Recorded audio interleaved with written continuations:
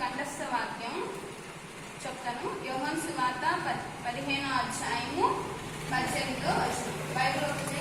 యోహాను సువార్త 15వ అధ్యాయము 18వ వచనం అన్నమాట. లోకము మిమ్మును ద్వేషించిన ఎడల మీకంటే ముందుగా నన్ను ద్వేషించునని మీరెరుగుదురు. ఏమంటున్నారు? లోకము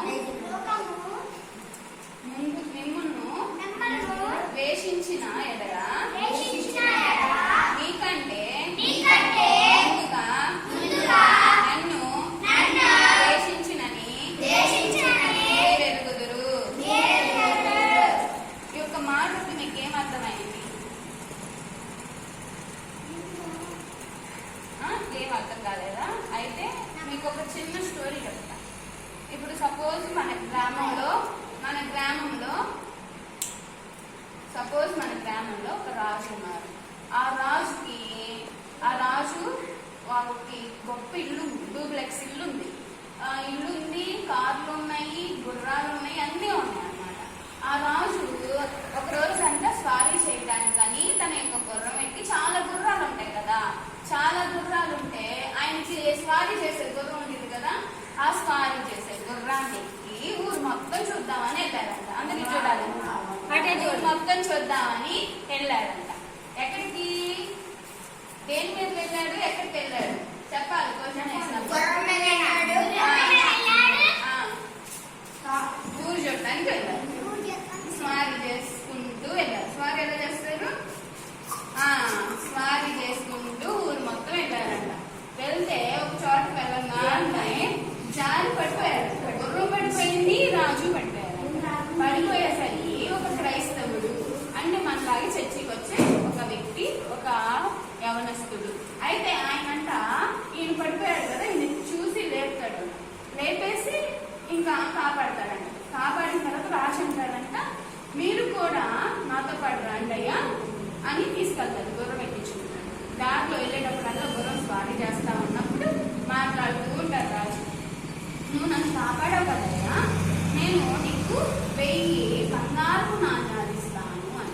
1000 బంగారు నాణ్యాలంటే ఎవరికైనా ఇష్టమా కాదా?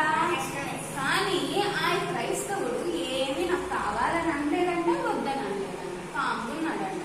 ఈ రాజు నేను 1000 బంగారు నాణ్యాలు ఇస్తాను, ఇది తీసుకో, నా కోసం రాదండి అని అన్నాడంట.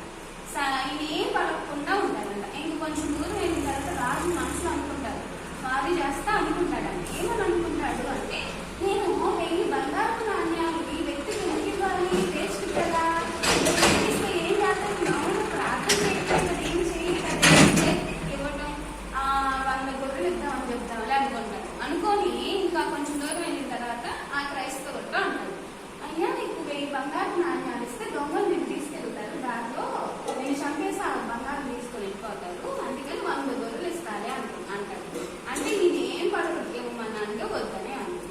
ఇంకా అమ్మ స్వారీ చేస్తా ఉన్నప్పుడు మళ్ళీ రాజు ఆలోచిస్తాడు, ఇంకో 100 గొర్రెలు ఇస్తే అవి పెరిగి పెద్ద అయ్యి చాలా సంపాదిస్తాడేమో, ఎందుకులే గొర్రెలు ఎవరేమో అని ప్రార్థన చేయడమే కదా అని అనుకొని నీకు గుడిసి కట్టిద్దాంలే అని చెప్తాంలే అనుకుంటాడు. అనుకొని కొంచెం దూరం వెళ్ళిన తర్వాత, అయ్యో గొర్రెలు వేస్తే నీకు గొర్రెలకు రోగం వచ్చి చచ్చిపోతాయి, మళ్ళీ దానివల్ల నీకు డబ్బులు ఖర్చు, ఎందుకులో గొర్రెలు నీకు నేను గుడిసి కట్టించి ప్రార్థన చేపిస్తాలే, ఆ గుడిసి కట్టిస్తే నువ్వు దాంట్లో ప్రార్థన చేయొచ్చు అని చెప్తాడు.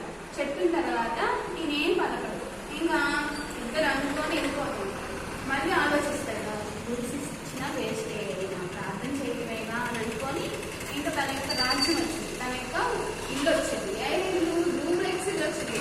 వచ్చిన తర్వాత లోపలికి వెళ్ళేటప్పుడు భక్తులు అందరూ ఉంటారు కదా, వాళ్ళు చెప్తారు, ఈ క్రైస్తవుని మీరు కొరడాల్లో కొట్టండి అని చెప్తారు. ఏంటో కొట్టమంటాడు? కొట్టినప్పుడు ఆ గుర్తు అని కొట్టినప్పుడల్లా